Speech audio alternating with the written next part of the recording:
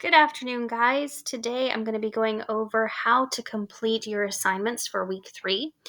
I've gone ahead and skipped a few steps because I've gone over these in the last 2 tutorials, so I assume that by now you guys know how to find resources in the class notebook. You know how to make your way to Microsoft Teams.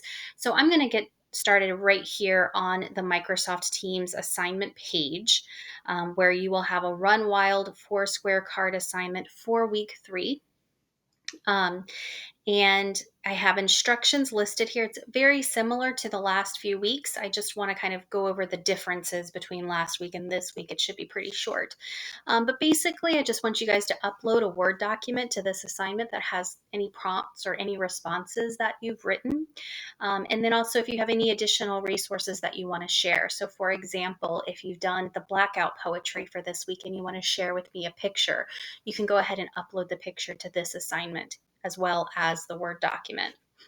And I will have, once I've finished this tutorial, you'll have a link here for the tutorial as well as a tutorial on how to complete the blackout poetry project for this week.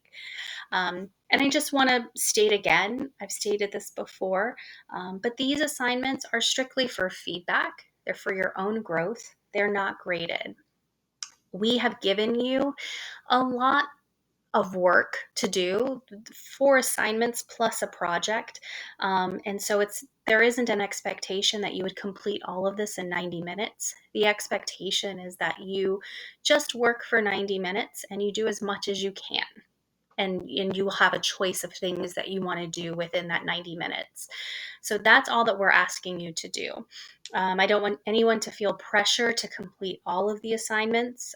That's not the intention. The intention was for us to give you a choice of things to do and enough work that you would have 90 minutes of work to do.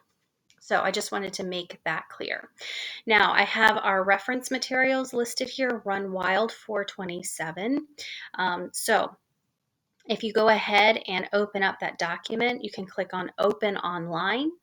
And when you click Open Online, it will open up a tab for you right here. And this should look pretty similar by now. All right, so for our reading square for this week, just like the last 2 weeks, we are asking you to read for 30 minutes each day. Several students have reached out to me and have explained that they're having difficulty finding books in their home to read. Libraries are closed. You may not be able to afford to buy books right now, or Amazon even is taking a long time for books to come in.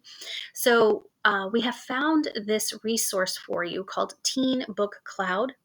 It is a free online book service that is available to you. So I encourage you guys to go to Teen Book Cloud, log in, and search for books and find something to read. This would be a great way to get your reading in for this week if you're running short on books.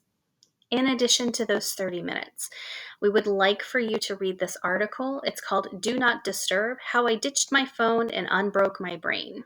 So again, if you click on that link, it will open up the article for you. And then we have our tic-tac-toe writing prompt.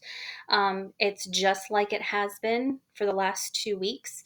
Pick 3 prompts that interest you and write about those 3 prompts. And we have some good news again, and then we have some different stuff. We have the Kid Needs to Know show. We have Coffee Talk, Rapid Write. So we're trying to switch things up a little bit. So play around with it and see what you want to do. Okay.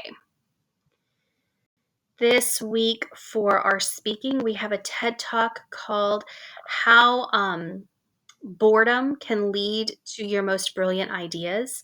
And so it is a great TED Talk for being in quarantine where you may be experiencing a little bit of boredom right now. And then for our thinking section, what we want you guys to do is we want you to read the article, and then we want you to watch the TED Talk, and then we want you to explain to us in the thinking, how might these 2 things connect with each other? And you have 2 options to respond. You can either respond in Flipgrid, and I can show you that.